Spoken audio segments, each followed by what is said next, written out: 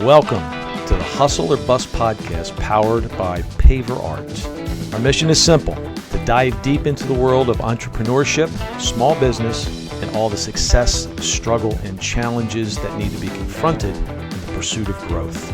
We celebrate the entrepreneurial spirit, but perhaps most important, we want you to learn at least one idea that you can put into action immediately to make your investment in time worthwhile. We hope that you agree that episode 11 is special. We start by diving deep into a post that went viral on LinkedIn. The crying CEO of HyperSocial and his selfie post that went viral, and all the buzz, both positive and negative, that resulted. But what's more special than our analysis? We reached out to Braden, CEO of HyperSocial, to come on the Hustle or Bust podcast to talk with us, not just about the post, but his journey and what happens next. We hope you enjoy. Drop us a line with some feedback.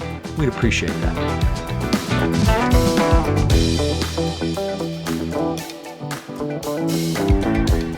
There was a post that went viral, I guess it was last week, a CEO of a small company on LinkedIn. This thing went viral. He posts a picture, a selfie of him crying. He had to lay off, I think it was 2 or 3 employees of his, it's only a 10-person company, right? The prototypical small business, digital marketing business. So the selfie is him crying, and he's talking about, this is the most vulnerable post I've ever written on LinkedIn or anywhere. Mm-hmm. And he goes through the whole thing that he made a bad decision. He didn't explain what the decision was back in February. And because it was a bad decision, I now have got to terminate a couple employees, right? Yep. And he's explaining it. He didn't explain what the decision was, but he was kind of showing his humanity that this is really hard. He made a comment in there that he wished he was just a money-driven CEO that can just make the decision, move on, but I can't because these are human beings involved, right? Being really vulnerable and explaining himself. And he kind of said that he was doing this off the whim. He's not going to think about this, not going to try and edit this or self-evaluate. I'm just putting this out there. And you can clearly see this is not manufactured. Within 48 hours, this thing goes viral. I mean, it's got, I think I checked it this morning, it's got 950 comments, almost 1,000 shares, and like the Washington, a lot of major publications picked this up, and it's going all around the internet, right? And I'm looking at the comments, which is always fraught with error, or fraught with a minefield of, what are you going to find here? But thousands of comments here, and I would say 2/3 of them are, I wouldn't say they're attacking him, but they're like, all right, you fire people, now this is all about you. Maybe you should be trying to help the employees.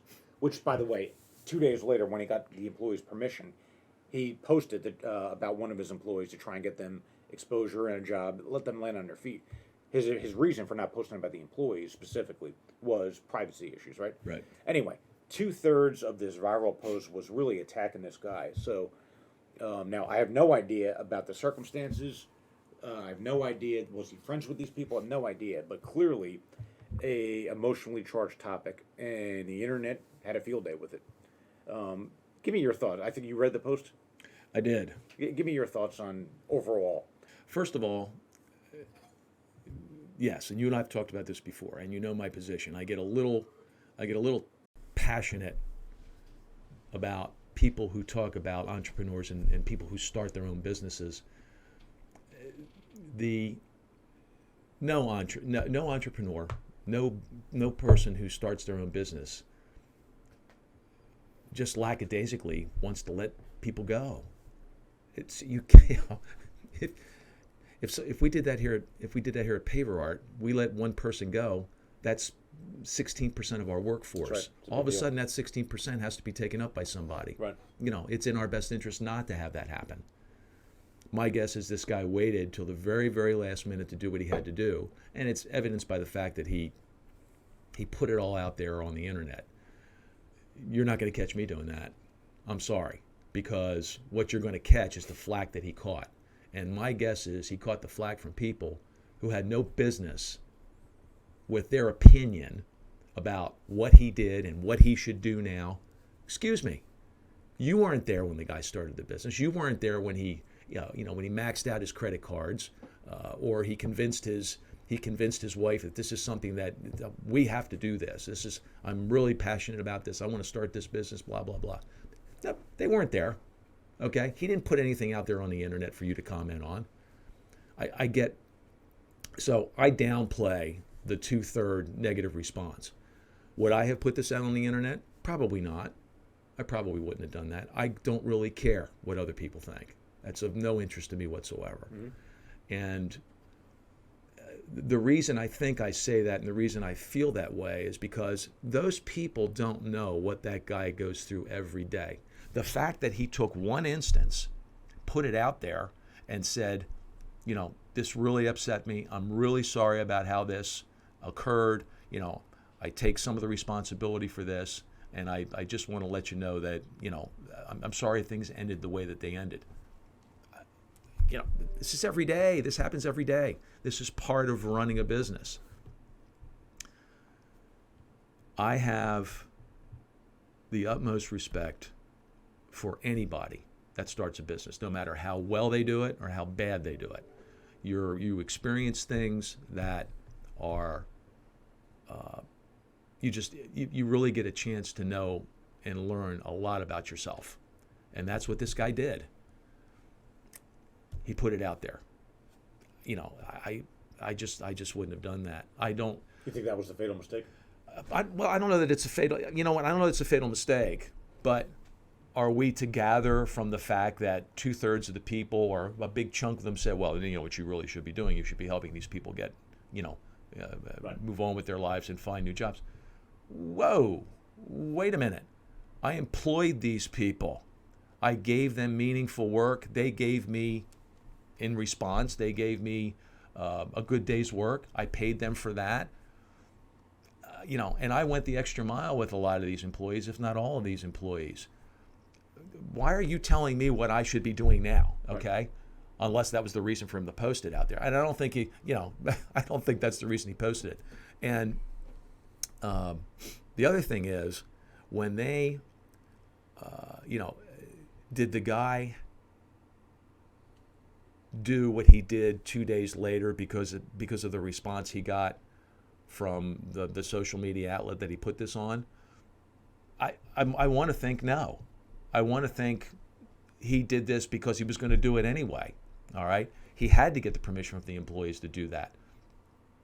I understand that. But let's not have somebody chime in and say, well, you know, it's the fact that there were so many people that were so negative to, and you know, in their response to this guy, and some of them actually said, well, you should really help them. Okay, fine. On its face, that's a wonderful thing. If he did that, that's a wonderful thing that he did to try and help them do that. Did he respond as a result of what these people said to him? I hope not. I hope not. Mm-hmm. It's your business. You started it. Okay, I just don't think there's enough respect for people in this country, by people in this country, for people that do that.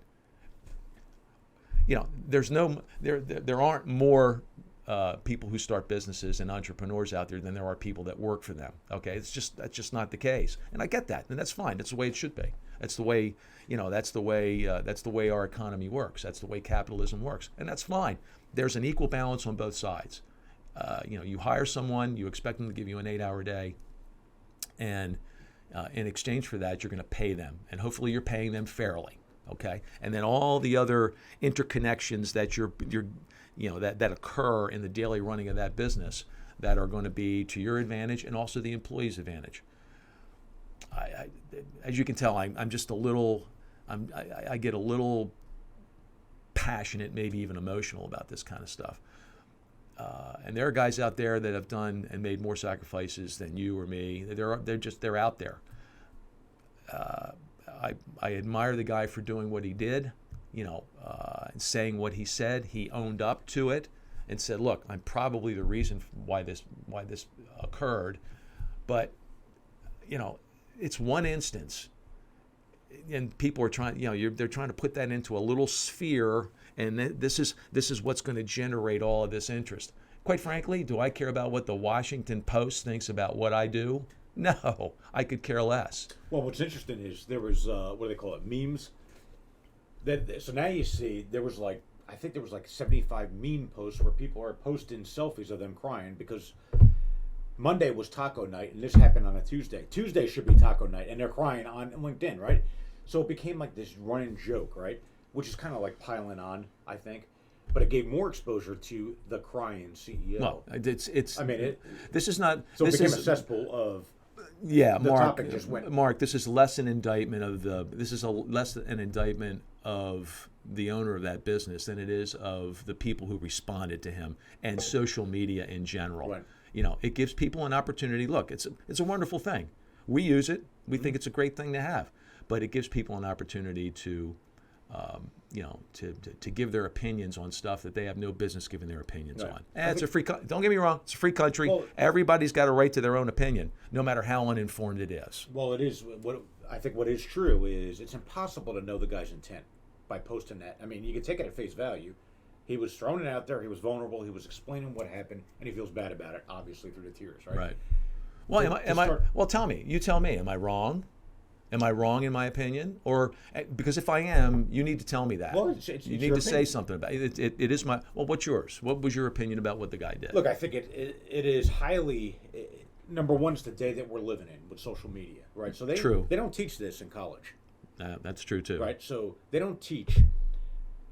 I'm emotionally devastated because I had to fire somebody, and I want to snap a picture of myself crying, and I'm going to tell the world about it. They're not going to teach that in college. No. Is that the right thing to do? Is it not the right thing to do? How do you navigate it? What if it goes viral? Is that a good? Trump came from not to get political, but Trump was of the school of all PR is good PR, regardless of what it is. Sure. And I would think the prevailing wisdom of all business is the more PR, the better. I'm not sure I agree with that, but this company's name now is on the map, and he's going to get business from it. He's going to get interest in his business that didn't exist. I didn't think of that. I didn't think of that. Motivation? Yeah. I have no idea what his intent was. Right. What's my opinion? I empathize with the guy because it is fucking hard to lay somebody off, and it does create that emotion. I guess, would I have put that picture? Look, I probably share. I'm an oversharer in business. I've written a blog we're doing a podcast, and it might have 10 people listen to it, or it might have 1,000. Who the hell knows? I guess we can look at the stats. But people can criticize us for doing this, right? Mm-hmm. So, sure. And they're right in their criticism. So your opinion's your opinion. Mine, I generally empathize with the guy for sharing what's going on with his business. I don't think I would have done that, but it's impossible for me to know. But empathy is about being able to walk in someone's shoes. You and I have both terminated people, and it's not easy. So we can relate to the emotion tied up with that.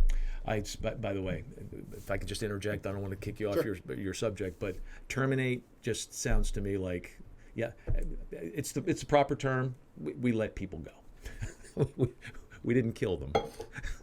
You killed their earnings for that. You killed their moment earnings, in that's time. for sure. So it's a brutal fact of business. The hardest Absolutely. thing in business. It's very difficult. Yeah, we can put whatever term we want on it, but it's the hardest thing in business, I think. Yeah. So there's no playbook. There really isn't. Social media has so much positive and so much negative. We saw a lot of negative with this one. Yeah. He got so much publicity, so much vitriol coming after him for this, when no one really knows what was inside his head, what was the mistake, what was the fight. I think what it does say is the stakes of owning and starting a business are pretty damn high, and this is an outcome. I am amazed, and I've talked about this before, the venture capital world, when someone writes a check or a group of investors write a check for $1.5 million, and then within 30 days they're laying off people. I find that abhorrent, right? So to me, now I do have an opinion of this. When you're venture backed and you start with the first line of defense that you have is to lay off people, I do weigh in on an opinion there. Look, I wouldn't be able to sleep with myself. If I'm going to raise money from investors and then within 30 days I'm laying off people, who's in charge of this company? Right. It's either the CEO or the investors, or someone's got the deck tilted in their favor.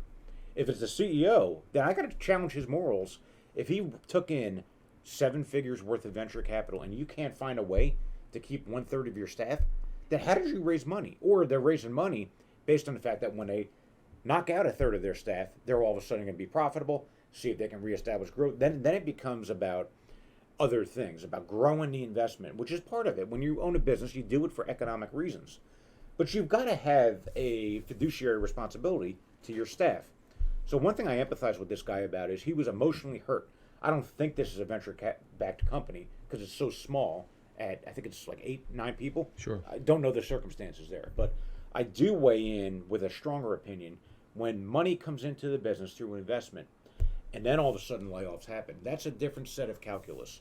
That CEO is more exposed than this little small company that made a decision for all of his own reasons. I'm not going to weigh in on that because I don't know the intent, don't know any of it. But if he's not venture backed, that's a different set of circumstances than a CEO that brings in a Series A or a venture round, a couple $1 million, and then starts laying off people. I mean, that's a different. You have lost control in that business. I think that you've got to now do that. You wouldn't have done that in the absence of the money, is my guess. So now, again, without weighing too hard of an opinion on that, he's chosen to bring in the venture capital money. So he's also chosen to have other opinions in the mix with his business or her business. So that's a different set of circumstances when you talk about layoffs, when there's venture capital and investors involved versus when it's a 100% owned sole proprietor type business. Two different worlds right there. And I look at it in a different light. Gotcha. I don't know if I answered your question about what my opinion is. But no, you did. You did. I think layoffs are hard. Layoffs become even harder on the CEO when you've got investor money in the mix.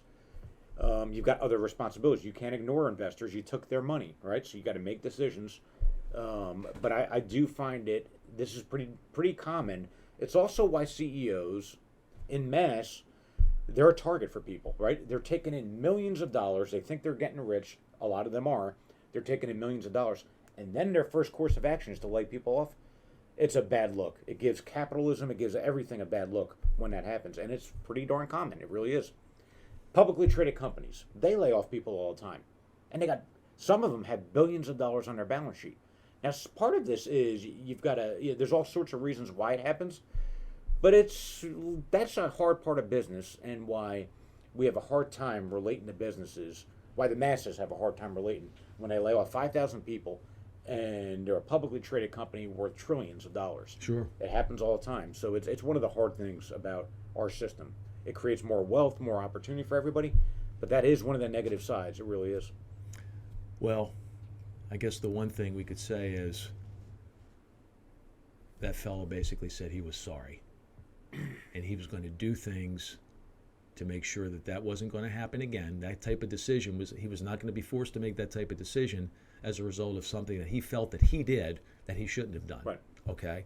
And that's an instance where apologizing and saying you're sorry, call it the I'm sorry syndrome, works out hopefully to the benefit, and it looks like it will work out to the benefit of that business. It could. Well, yeah, let's take off to the side that little riff on publicly traded companies, venture backed, and let's just assume he owns 100%. There's no investment dollars in. Right. How this becomes right with the world, he gets better at what he does. So exactly. he admits he made a mistake. God bless him for being honest. The question is he going to get better at his job? Is he going to build a more healthy business going forward where that lever doesn't have to be pulled in the future, or it reduces the risk of that lever being pulled? Yeah. That's what this is about. I mean, it's kind of the theme of hustle or bust, right? It's how do you take a real honest assessment look at where you are today, and then how do you get better in the next 90 days, the next year, the next 3 years? What are those things you have to work on to get better? And if you do all of that stuff, you tamping down the risk of that lever being pulled, which is layoffs. Correct. Build a stronger business, get better, and all of those things become less likely to happen. The negative things become less likely. The positive things become more likely. And that's really what this theme of this podcast is. What are the topics we should talk about? How do you get better at it? And the crying CEO on LinkedIn that went viral, you hope that he learned through this. And it's hard to believe something going viral. He's now in the eye of the storm. He's in a crisis with all this stuff coming at him. His phone's probably ringing off the hook, maybe from people that he doesn't want the phone ringing off the hook, right? Mm-hmm. News outlets, all this stuff. So once the storm and the dust settles, and 2 months from now, when this thing leaves the collective consciousness of society, what's he going to do to get better? I think that's his opportunity. It's all right. Went through a tough thing. Hopefully he helps his employees get back on their feet. Mm-hmm. It looks like he's doing that. Check off for doing something good. Now, he's got to get better. He's got to run a stronger business. And what are those things? Is it revenue growth, tighter expense management? What are those things that's going to cause him to be better? Where a year from now, this was a tough period he looks back on, but it was a transformational moment for him as a leader. And that's what you hope comes out of this. Now, does he come back and put this out on the internet again when he, 3 months, 6 months, a year from now, come back and say, here's what I did. We're in a much better situation. Does he report back? It's his choice. It's his choice. There's again no black and white. I'm gonna give him a little bit of advice. Don't. Right. It's your business. You don't need to be public on every decision that you make. I think it's your choice on what you want to communicate and what you don't want to. Now, there's this thing in marketing called authenticity. So if all you promote and publicize and communicate is the good stuff, then people know you're full of shit, right? So you want to balance authenticity of showing your warts or the things that you're working on, the not so good, the realities of business, with look at me, look at how great we are. Because most businesses are not a cash machine like Google. Most are struggling to make it and grow. A lot are struggling just to survive and keep the wheels on the bus. We deal with a lot of them in the small business contractor world. They can't go 1 week without having a hiccup on their receivables before they start stretching people. So we know that world pretty well. But there is a choice on what a owner chooses to communicate.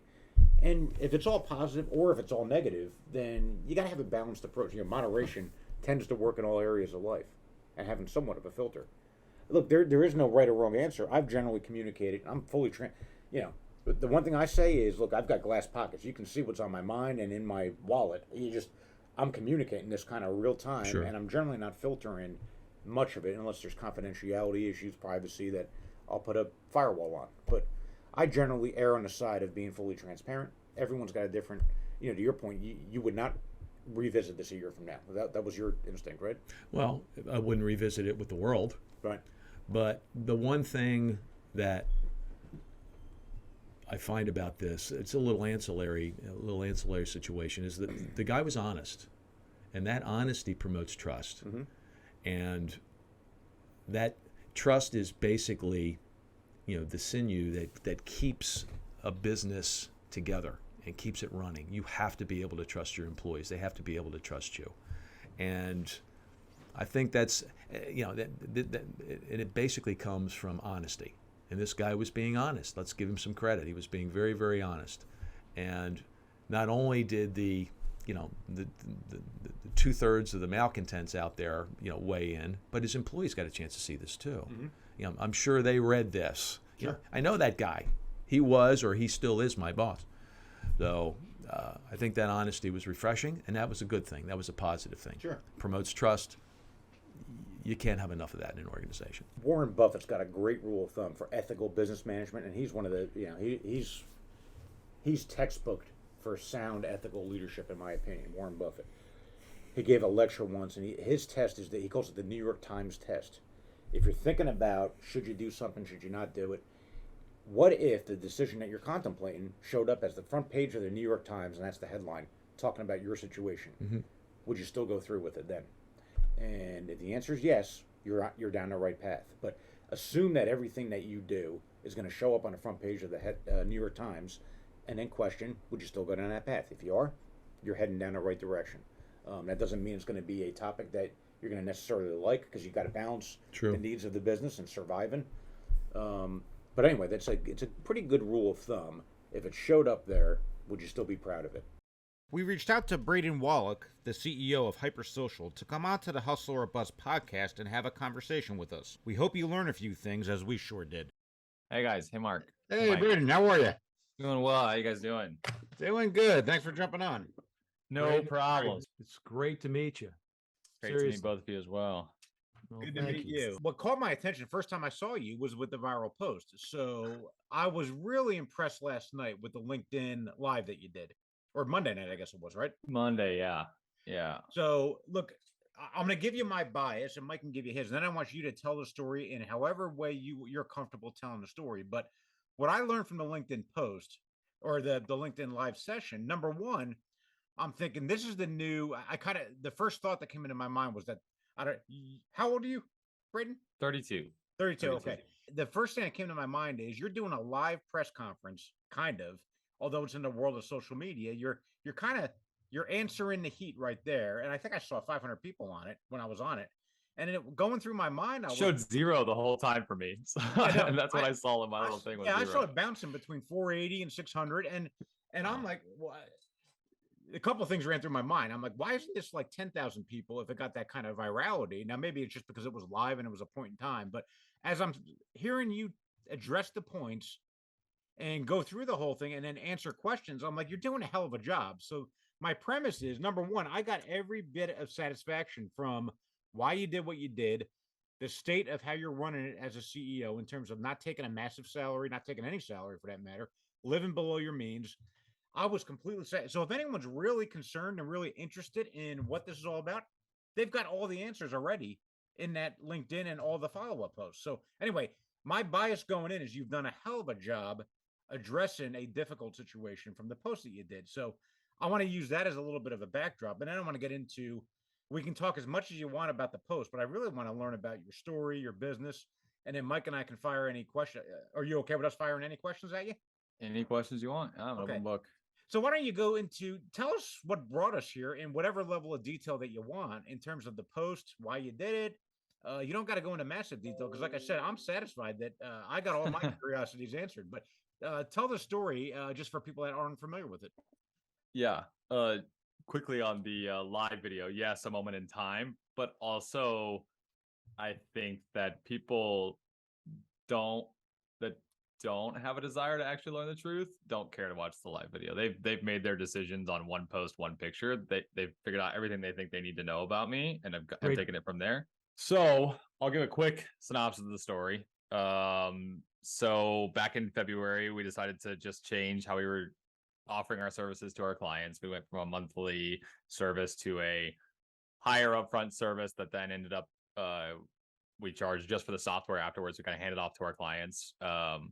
We'd grown entirely on the monthly service, ended up not closing enough of the more upfront, and we were losing a client here and a client there, continuing to lose clients. So our revenue just went backwards. So I've only ever, for the first year and a half, HyperSocial, I didn't take a salary. For the last year up until recently, I took $250 a week. I've lived in a van down by the river for all the people who are ready to make that joke happen. Well, we've been traveling at the same time. We've been to 27 national parks. We're in Mexico, Baja, Mexico for 3 months. So, but living well below our means, and Baja is super cheap there. So lived even further below our means while we were there to make this happen because we're really passionate about what it is that we do. We have helped a lot of companies do a lot of good things, and I'm really proud of that. So anyways, fast forward a few months, I was probably a little bit ego got in the way, and I don't want to revert back to what we had done. I was like, no, this can work. What we're doing is a good thing. It's good for our clients, good for our team. Didn't revert back. Point where I dropped my salary to nothing, and then it still became to the point where I still have 15 other employees that I've got to make sure that I take care of. So it was kind of the phrase of whatever the cliche is of you got to cut off your legs so the rest of you can stay alive or whatever. And so that's what kind of made that decision final for me. Is I can choose to kind of try and keep these people on and get it all together, but at some point, like, it's going to destroy everybody here, and then all of us are going to be out of jobs, and I don't want that either. So ultimately let 2 people go. I did the one-on-one call with one, and my girlfriend, who's my partner, did the one-on-one with the other based on who had the closer relationship. She works on the operations side. I work on the sales side mostly. So I chatted with the one that I work with the most, chatted with the one that she worked with both the most. Afterwards, we both felt like crap because naturally it's not a fun thing. We know their families. We've they've been here for two plus years, both of them. Wasn't a fun decision to make. So we both kind of sat there crying together of like, hey, let's use this as motivation to never do this again. We never want to let go of an employee because of HyperSocial or because of leadership. We want to let go of employees because of their lack of performance. Sure. So we wanted to use that as a motivation type thing. I hated seeing my girlfriend like that because that was probably one of the hardest things she's ever done in her whole life. And so I came down to my desk, was sitting there. At this point, I was sobbing because I was just like, okay, what's next for them?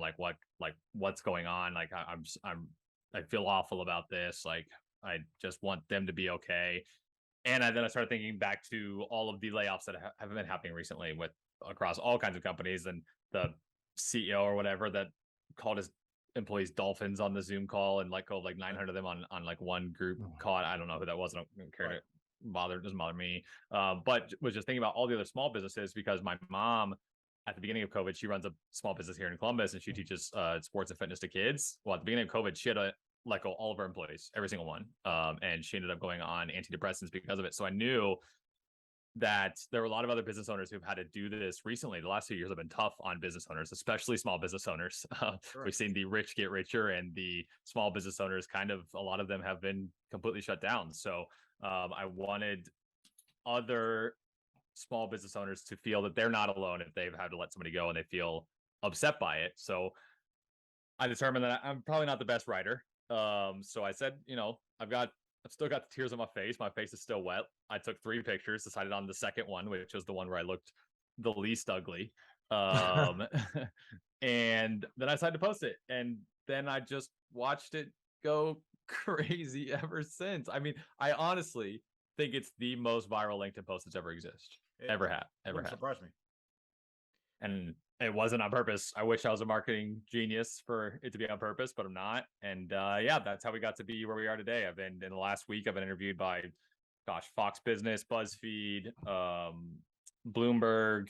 I've been in every single Entrepreneur.com, Forbes.com, every single place that everybody desires to have that as seen on their profile. Well, I can now put that on my on my profile because I've been seen on everything at this point. And for people that have not experienced the virality that you did with this post, at what point do you kind of get a sense? Is it the number of comments that are coming in, kind of the fire hose coming at you? Is that when you start to feel that, or?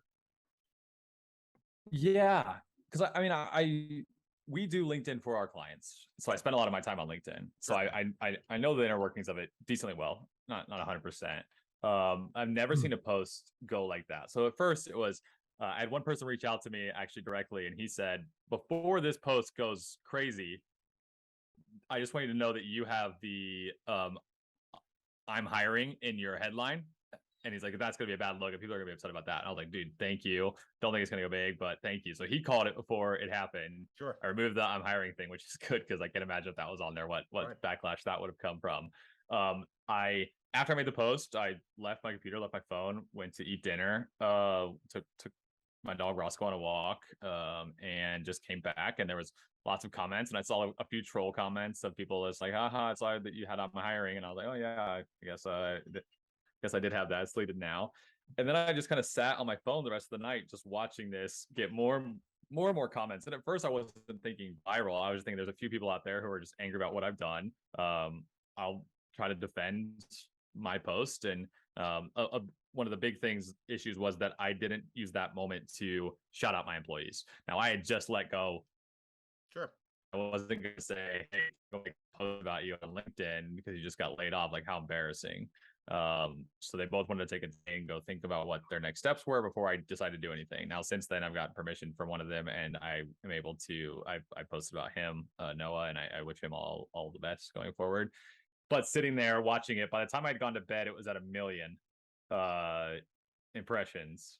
And impressions on LinkedIn mean different people that have seen it. So for a picture, it's not, if it's a video, you can get it plays because people can watch the video again, but impressions on a regular post are just unique people who have seen it. So I said, okay, at this point, it's been about 10 hours. I fell asleep at like 2 or 3 a.m. After just responding to all that I could. And I was like, okay, 1 million, that's quite a bit. Then I woke up the next day and it was at 3 million. Okay, well, what's going on? And then was the first news article, and it was I don't remember what it was. It was bad take. They hadn't asked me any questions about it. They didn't try to find the actual source. They just posted their thoughts on it, and it's fine. I mean, it's an opinion article, so whatever. And then so every time I was refreshing I had to set up a software to automatically accept connection requests for me because I couldn't keep up with them. By the time I woke up the next morning, I was at 2,000 current incoming connection requests that were sitting there. Now, I can't click accept on all of these, so I set up a little bot that was doing 50 for me 4 times an hour, and it was getting through all of them. And then the outpouring of the support messages and the thankful messages. Sorry, if you guys hear the dog, started coming in, and I was like, okay. And then I don't know what happened from there. I started getting messages from Fox Business and BuzzFeed, and I was like, okay, something. And then right now we're just short of 15 million impressions, 1,000 something shares, and 10,000 something comments. Well, that begs the question. And I got to tell you, Braden, both Mark and I think there's no question that your motives were pure. I mean, you could see that you put it out there for everybody to see. But the first thing I did when Mark brought this to my attention, I went to your website, and I went to the HyperSocial website, and I must have gone through at least 12 pages of it, and I really wanted to get an idea of who you were. The idea, when Mark told me about this, we didn't even, the idea of asking you to see if you would come on our podcast hadn't occurred to us at that point. But I wanted to see who you were. I wanted to see what this was all about, the whole humanist approach to the B2B marketing concept that you put together as an entrepreneur. But I got to ask the question, did you, I'm sure I'm not the only one that went to look at your website as a result of this story. I'm sure there were tens of thousands, hundreds of thousands of people that did that. And, have you seen, an increase in inquiries for genuine business for your business in the last 5 or 6 days? Yeah, great question. Number one, first came the downside of having a live chat. Right. Because they came to the website and they said what they felt they needed to say to our live chat, which that generally comes to me or one other person, and they just said, all the stuff about your CEO or whatever. So first that happened, and then the inquiries started. So I did make a post afterwards about there are still we still have to continue to do what HyperSocial does. Like, if you want to work with us, here's the time to schedule.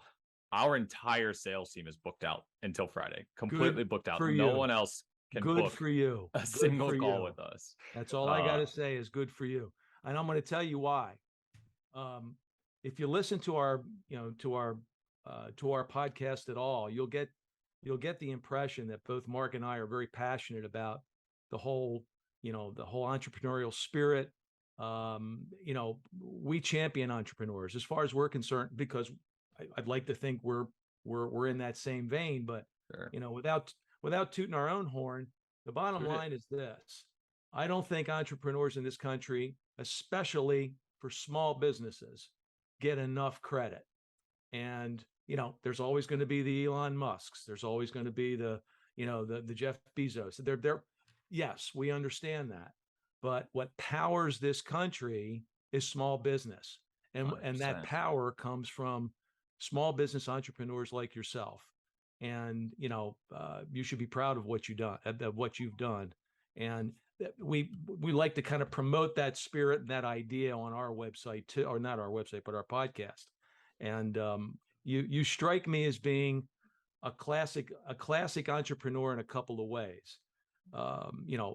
You've got an idea that seems to and wants to improve the current sphere of B2B marketing. You take a humanist approach. I'm really curious about the humanist approach. Where does that come from? Good question. I think more and more B2B is transitioning towards being more human. But if you look at selling anything to another business,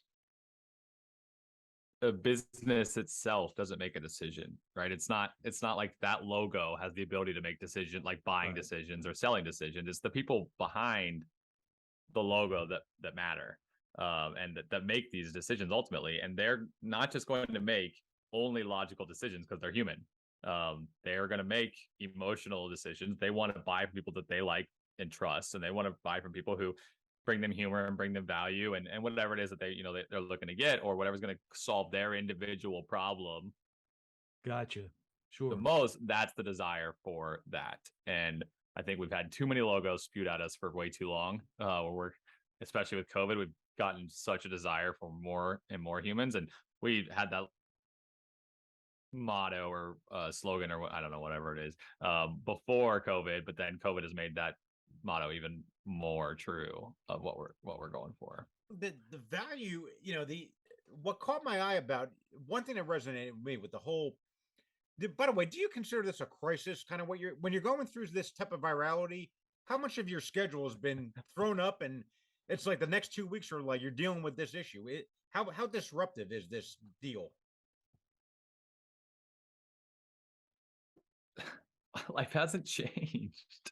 That's the craziest part is like, I generally, I mean, I do a lot of sales calls. I enjoy selling. That's why, I mean, HyperSocial is part of the B2B sales process. So I come from B2B sales background. So I enjoy selling. I'm in a small town in Northeast Columbus.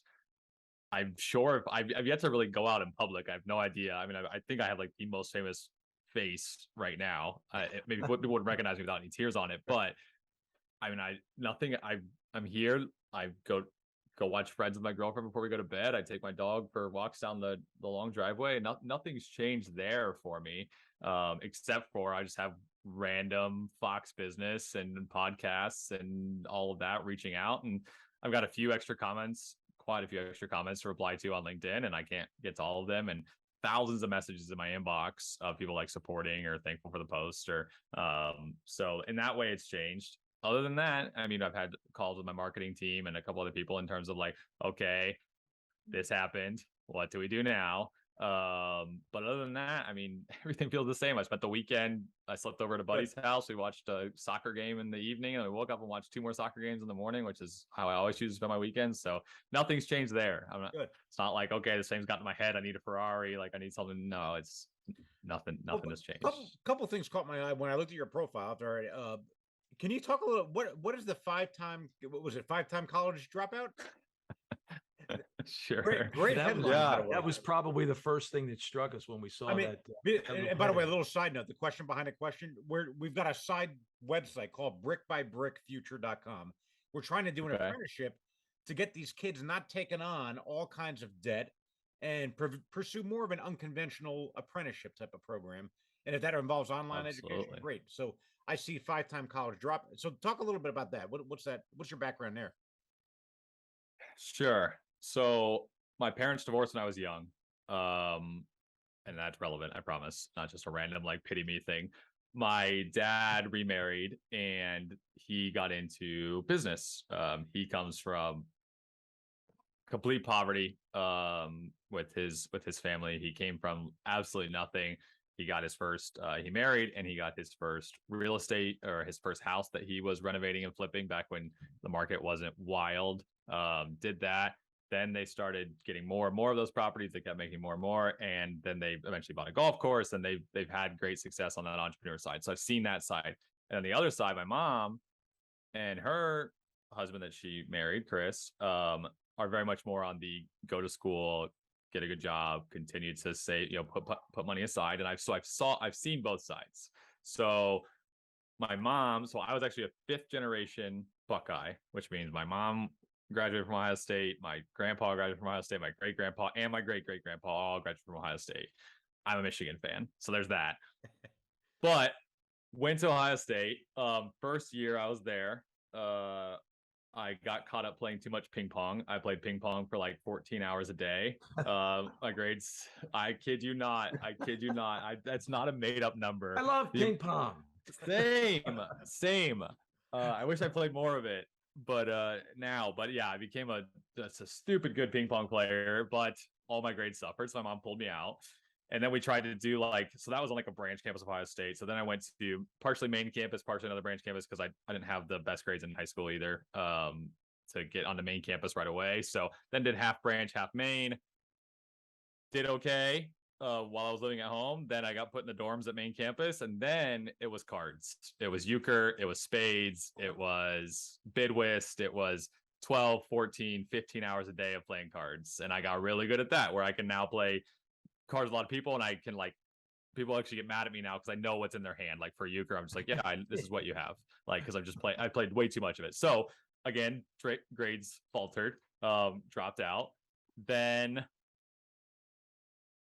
so actually that was actually the 3rd time. The first time when I was doing the branch, I stopped for a while.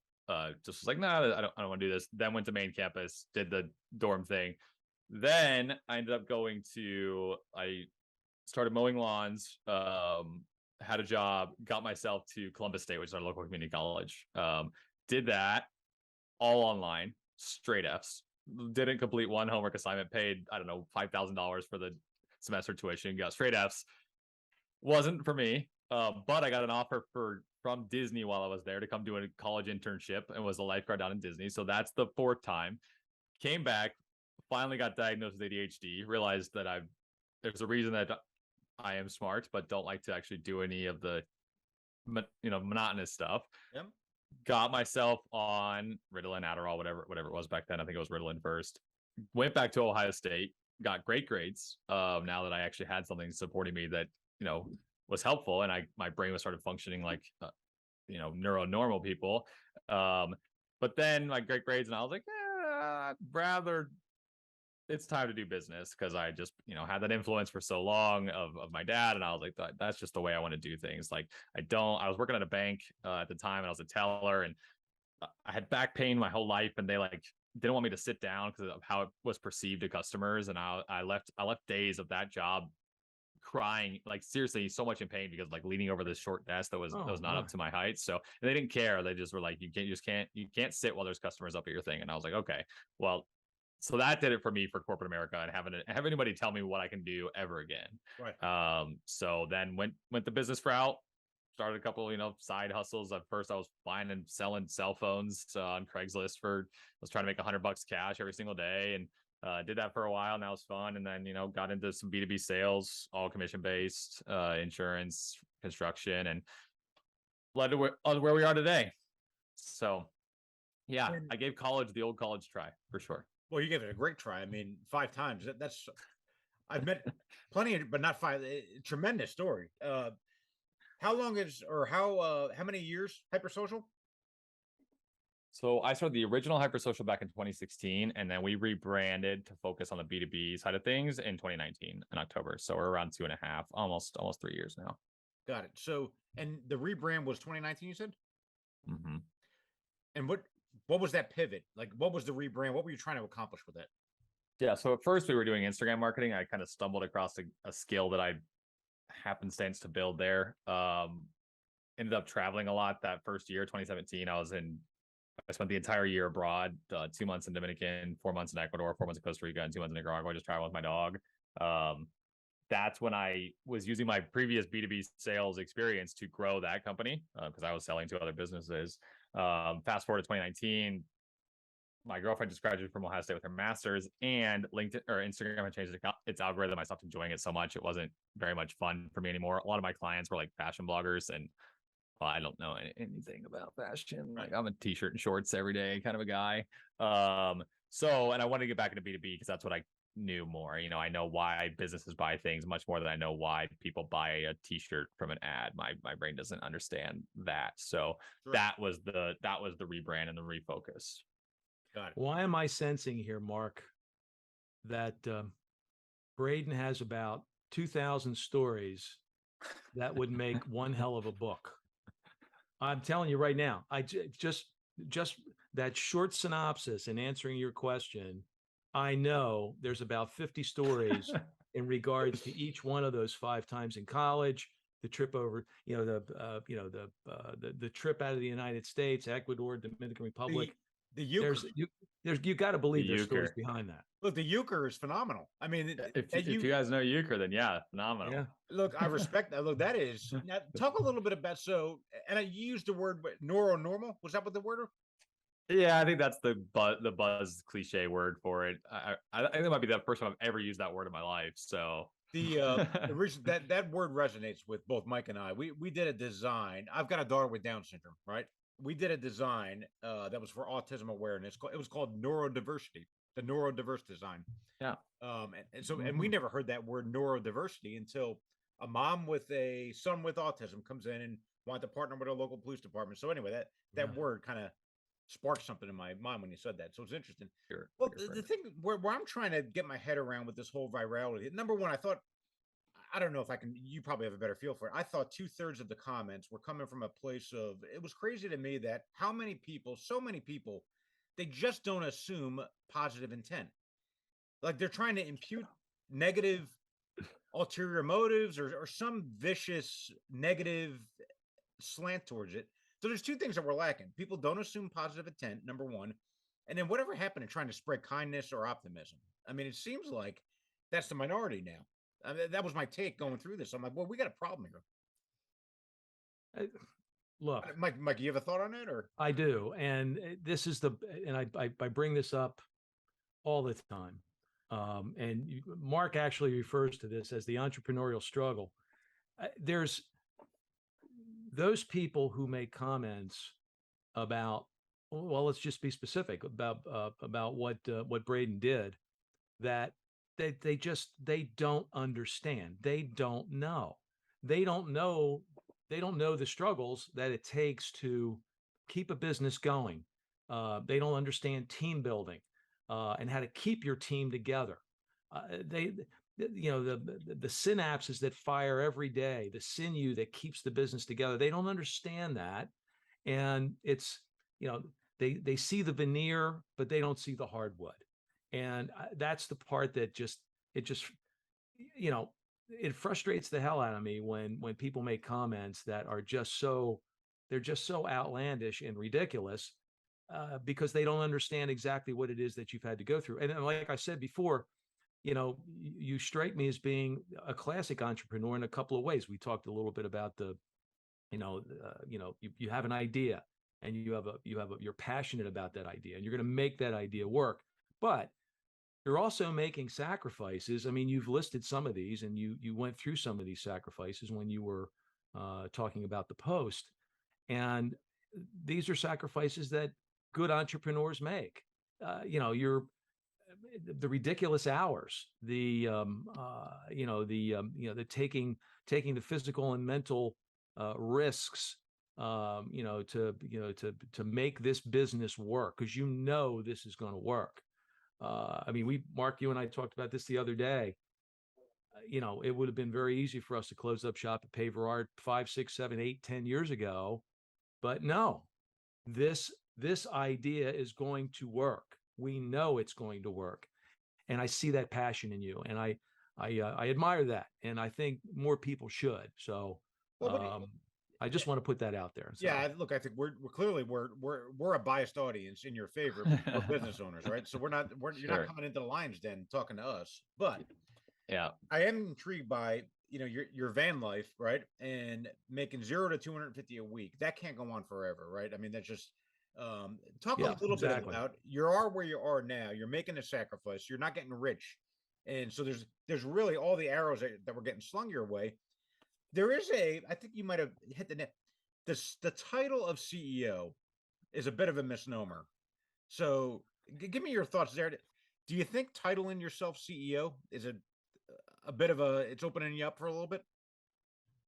Oh, for sure. I think people think that I'm making millions upon millions of dollars and paying myself all kinds of bonuses like executives do, and that they don't know that we're just a company of 15 and I just own the business. The amount of comments that were, you should let yourself go. Well, if I was just an executive, I would have. If I didn't own the business and I had someone to, just hand it off to, I'd be glad to. But I started this thing and I'm going to see this thing through. I think there was a bit of that there. When I got on with Bloomberg, he was interviewing me and he said, "How many employees do you have now after the layoffs?" And I said, "Oh, we have 15. He said, 15? He said, "That's it." I said, "Yeah." He's like, "I did not realize it was that small." I said, "I know. I'm just a small business owner, but the role that I play is CEO-ish." So I'm like, "Yeah, sure. I'm CEOing it, if that's a verb, but yeah, we'll call it a verb."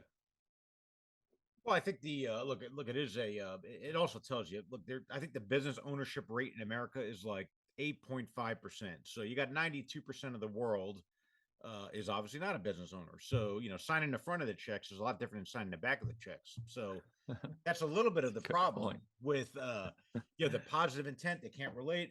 That is a problem, but it's also the challenge for a leader. Now, one of the things that you were talking about on a LinkedIn call that caught my eye is, what is it? You do a weekly call where you're celebrating last week's wins, or is that kind of the process you're rolling through? Yeah. I mean, we've done that since, I don't know how long, with HyperSocial. We used to do it on Fridays, but now we want to start our Mondays on a positive note. So each Monday, our whole team gets on, at least our US based team, all gets on a call, and we all share one win, work win, at least one work win, and at least one personal win from the previous week.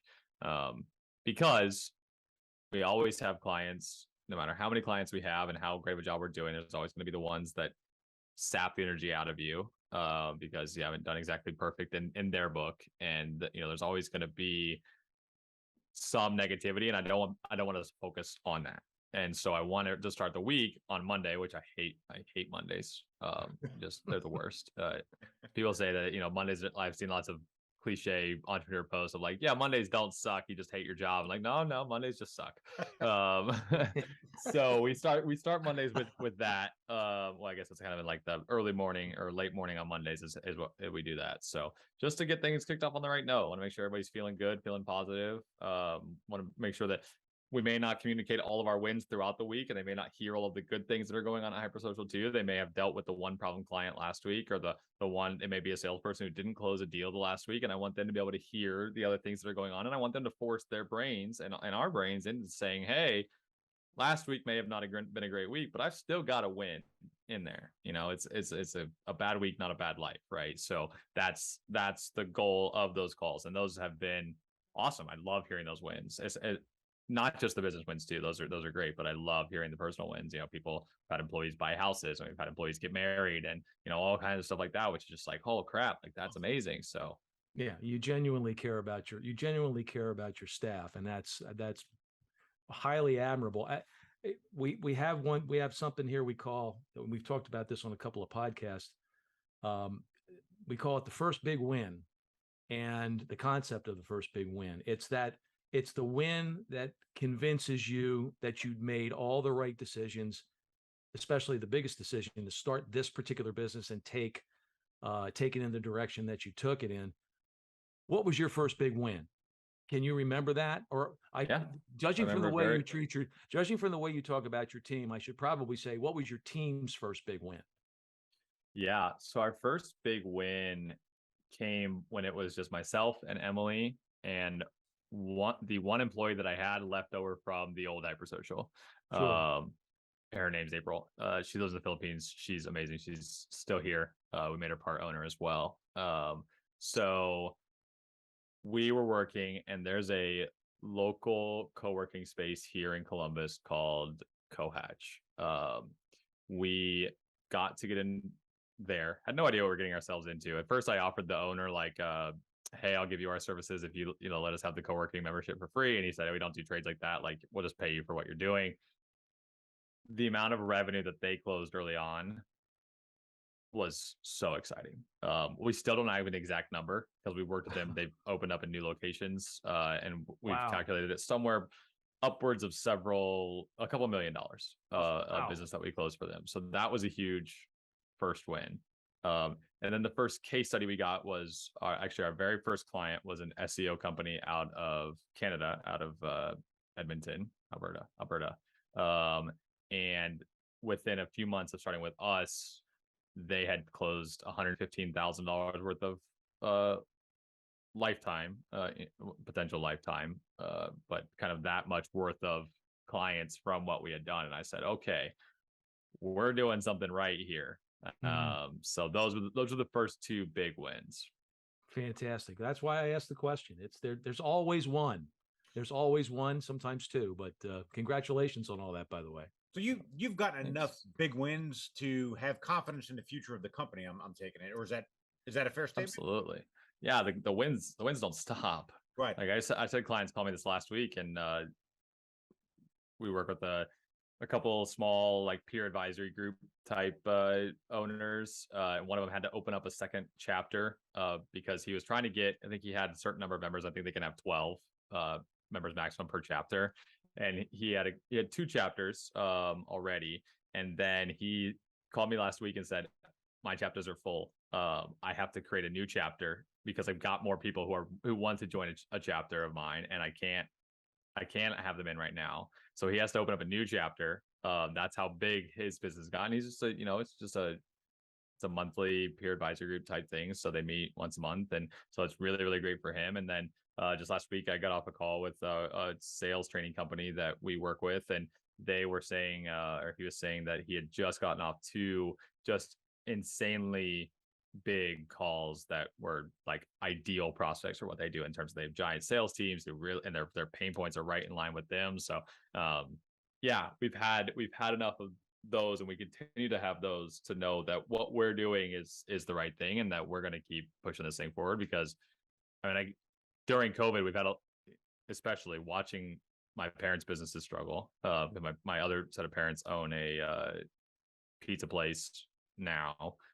Watch that struggle. I've watched the struggles firsthand, and then I've had clients come to us and just during that time, and it's been like, thanks to you guys, I didn't have to worry about if my business was going to be okay. Like I didn't have to worry about if my family's going to be taken care of, like because Good of for working with you. HyperSocial. So Good for you.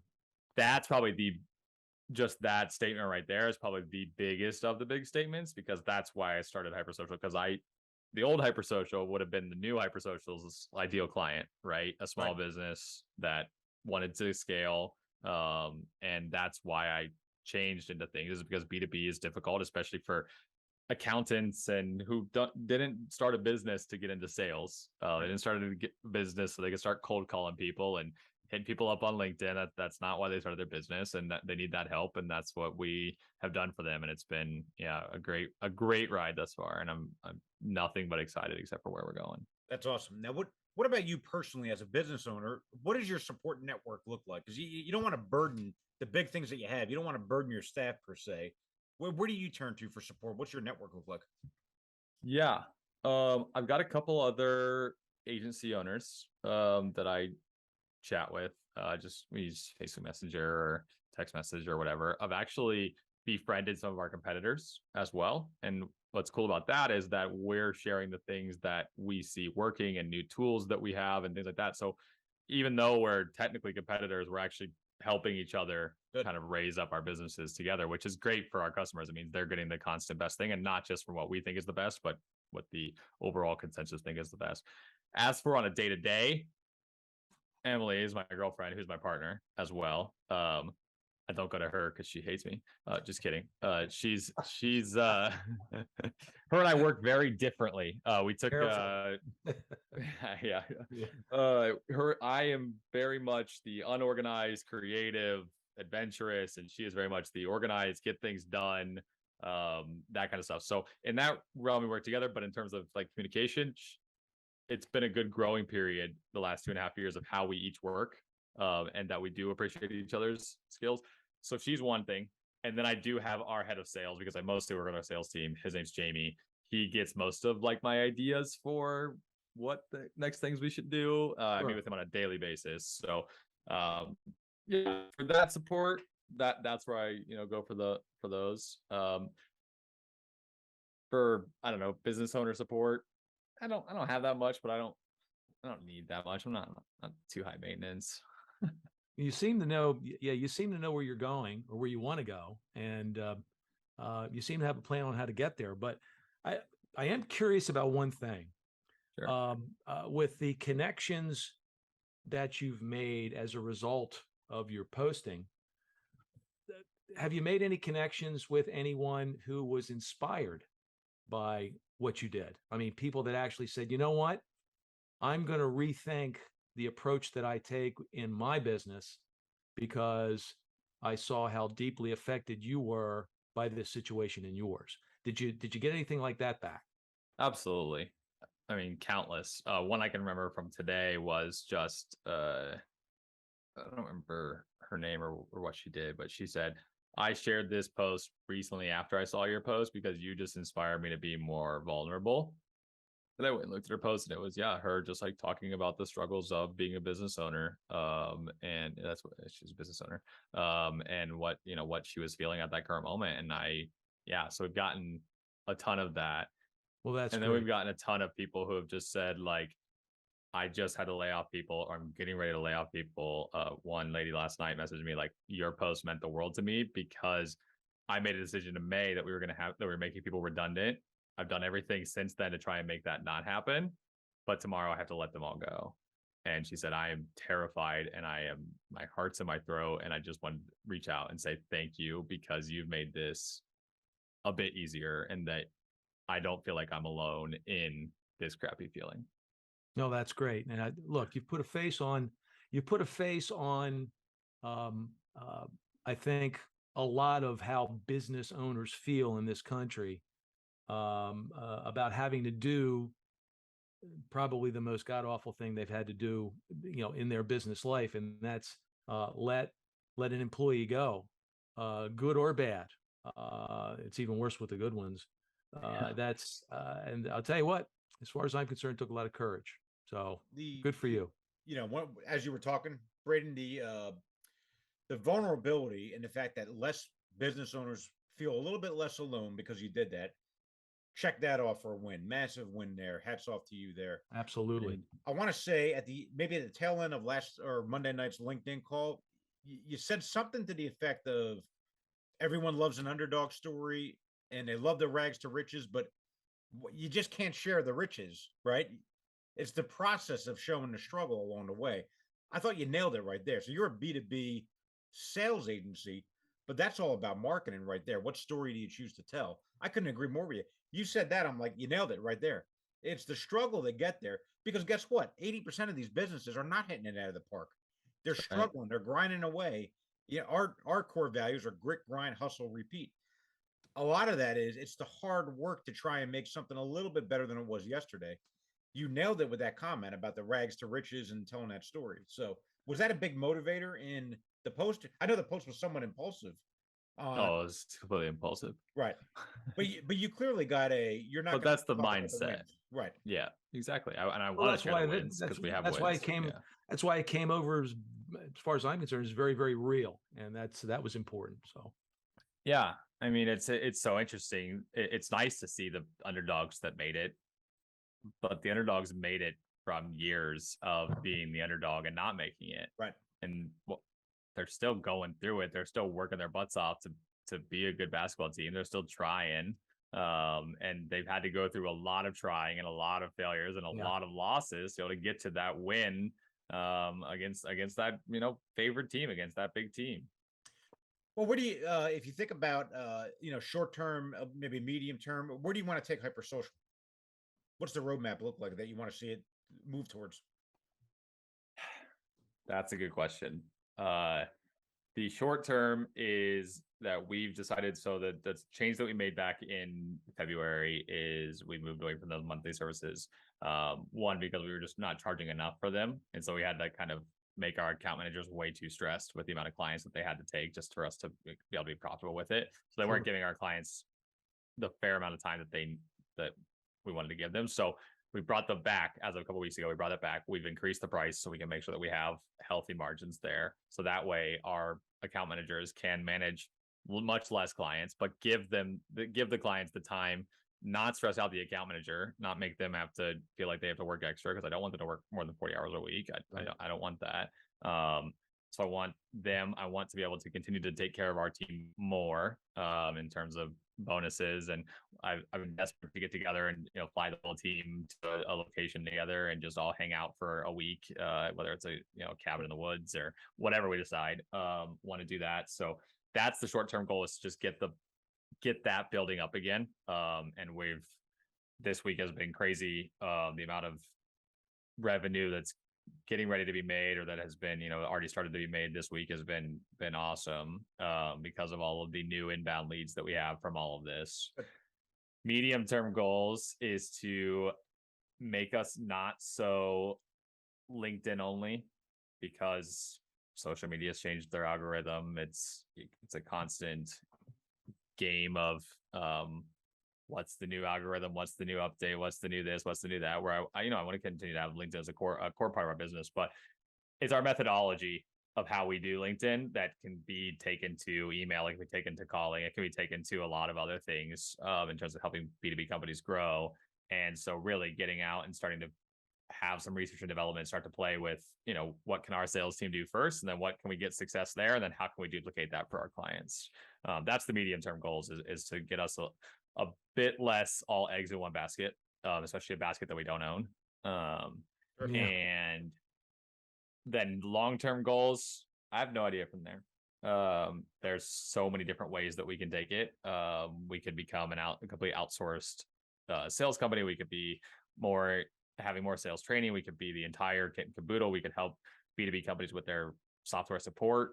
Our goal is we automate quite a bit of what we do. So to make it so business owners don't have to spend time doing it. So whether that's continuing on the sales side, whether we go into how we help them support and grow and onboard new clients or things like that. So there's a lot of different ways that it can go. And frankly, as we continue to bring on new clients, my goal, and some of the things that we're doing is I'm going to be spending more time calling up our clients, seeing what's going on, seeing how they're doing, making sure that our team is taken care of, making sure they feel taken care of and they're happy. So I'm going to be spending a lot more time doing that.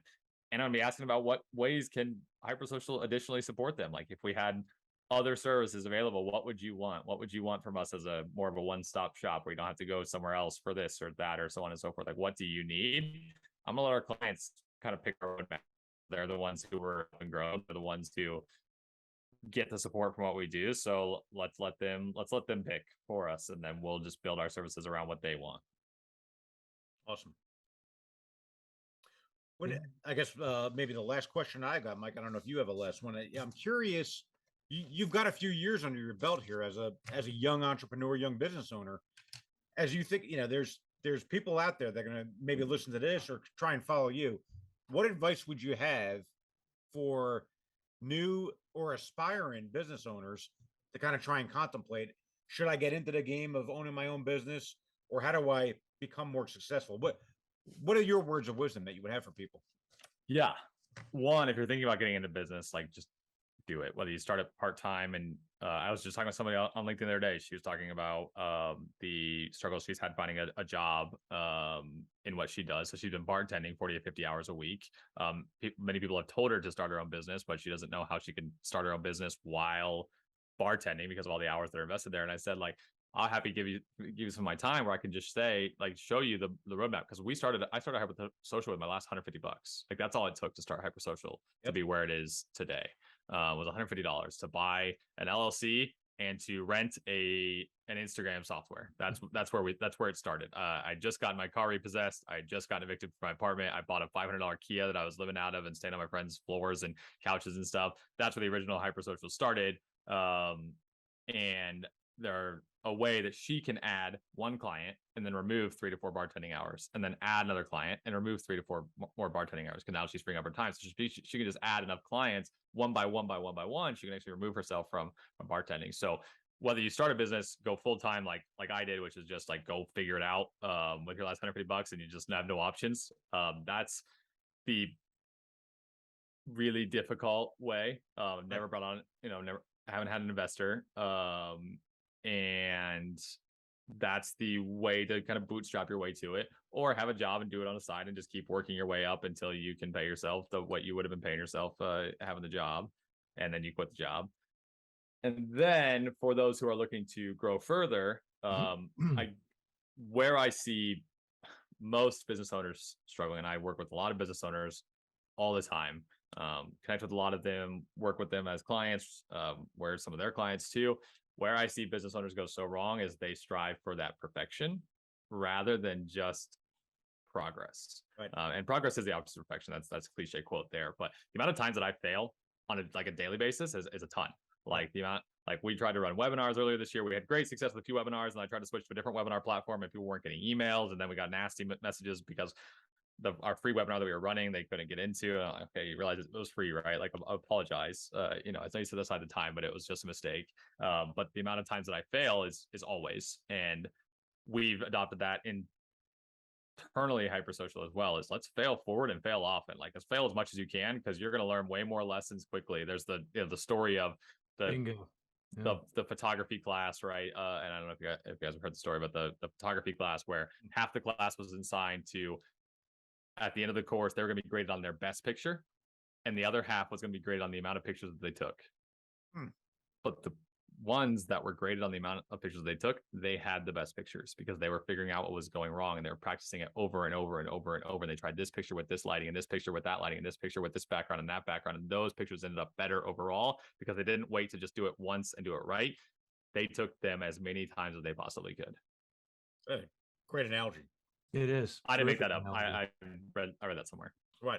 Not me. That's okay. That's all right. Give credit where it's due. Some random person on the internet. Well, I told you, Mark, there's stories here. Yep. And this HyperSocial needs to be extremely successful, because out of that will come a book, and all the stories will be in that book. Promise. Oh, in I the mean- promise. in I the feel meanwhile- bad for whoever has to write that book for me. Yeah, well, It's, right- my brain's gonna be all over the place. Yeah, Well, right. the reason I would give that, I would give that job to your girlfriend. I think what we've learned here is that she's the one that's gonna she'll get that done for you. I Well, don't look- think she would enjoy that. Look, the That's beauty of what social media really is. It can be. I think you experience this firsthand. It can be a cesspool of negativity, but you choose to tell the story that you choose to tell, right? And the book is a great idea. I'd love to write a book, but every day is a mini chapter in the story, right? It's a blurb about, and the rags to riches concept is a great one, I think. So Exactly. Well, you're honest. Honesty promotes trust, and that's pretty much what organizations are supposed to be all about. And that's how you get loyalty from your clients, and you also get loyalty from your staff. And I see that at HyperSocial. At least that's the impression I get. So the last, I guess, observation I'd give is there's definitely not only is it business owner specific, and your comments about vulnerability and people not showing that, the loneliness factor is real. I think there's also a male female dynamic. You throw it on top of it about being a male, it's going to magnify it even 20 times. Males generally don't. There's a male female dynamic on males tend to share less and tend not to show that, as opposed to females. And that's a whole other dynamic that goes on top of it too. Yeah, men build relationships shoulder to shoulder, and women build relationships face to face. That's right. And that's why women have much more intimate relationships, and why men end up lonely as they get into their 30s and 40s, because if they're not doing stuff together, they're not hanging out. Yep. They're not out golfing. If they're not out, whatever they're doing, that's the shoulder to shoulder aspect. But women go and they just sit and they just talk about anything and everything. And some of it's conversations I never want to hear or be a part of, but they still have that. And so they have that level of intimacy. So they keep their friendships for much longer. Yeah, it's all out there. They put it all out there. So. Look, the beauty of your post and what you did is you started a conversation about the hard realities of owning a business. People can take shots at you all they want. I admire what you did on the LinkedIn Live and all the posts that you're doing. You're on your toes and you're not on your heels, which is it's a pretty good spot to be in as a business owner, to be proactive, on your toes. Don't let the world come to you. Take it to the world. And that's what you did in reaction to all this. So look, my hat's off to you. You handled this as good as anyone can handle it. You can't predict what's going to happen the moment you take that. But all right, now you're here, and I couldn't think of a better way that you've handled it than you did. So my compliments to you. Today, I started resorting to sarcasm. I just got tired of the same comments over and over. I was like, okay, we're just gonna leave what humor I can here, because that's all I got left in the tank for you guys. Just keep knocking it out of the park. Yeah, I will say though that I do imagine people who are leaving nasty comments. My heart goes out to them, because I don't know what they're going through in their own lives as well. I don't know what emotional trigger that they have, or whether it's a past trauma, whether it's something that they've seen or something that they've experienced that has led them to the point where they just assume that I'm faking it and this isn't the route that I should be taking. And fine, they can have their opinion. Their opinions are wrong, but I do feel for the extremely nasty ones, and all the ones who've called me plenty of names. I just wonder what is going on in their lives that's put them this way. I mean, COVID has made lives hard on not just small business owners, but it's made lives hard for a lot of people. So to each their own. I find they keep me entertained as well. So, but I do honestly want the best for everybody, and I try not to look too hard into those comments as what they're trying to say about me, but it definitely does say a lot about them, and I just want them to be okay too. Yeah, look, and that's the best thing that you can do. Keep building a great business. Keep getting a little bit better. Your comment about progress is important. Celebrating last week's wins, all of that tends to the score takes care of itself if you build a stronger and stronger business. That's right. Not easy, by the way. I mean, people struggle with that, but you're doing the right things. So from what I can tell, and look, we greatly appreciate you taking the time to come on. Mark, I have one last question. Sure. What's Braden? What are you going to go do as soon as you're off this podcast? What are you going to go do? I've got pizza going to be here in about half an hour. Which if anybody knows me, pizza is I think I have pizza in my blood. I think Achilles heel. 3 times. Yeah, 3 times last week, and so we're staying at my girlfriend's parents right now, and her mom is getting home from work and bringing home pizza with her. So that's the plan. Also got to go hang out with my dog. He's our CFO, our chief fun officer. Yep. He makes sure that we're not just working as hard as we can all day every day, and we do have that balance of life and fun and things there too. So my best buddy. I'm gonna go hang out with him too. There Well, will on be that no note- nasty. There will be no nasty comments from your dog. We know that for a fact. That's So, true. That's true. well, listen, you have a great evening. This has been a terrific honor to talk to you. It really has been. Thank you very much for all the Appreciate time. that. Yeah, thanks so We much really for having me. appreciate the time. So, Thanks, Mike. Thanks, Mark. All right, Appreciate you Braden, well, guys. good talking to you, and we'll be in touch. Sounds good. Take care. Take care, All right. guys. Talk to you much soon. luck. Good luck to you.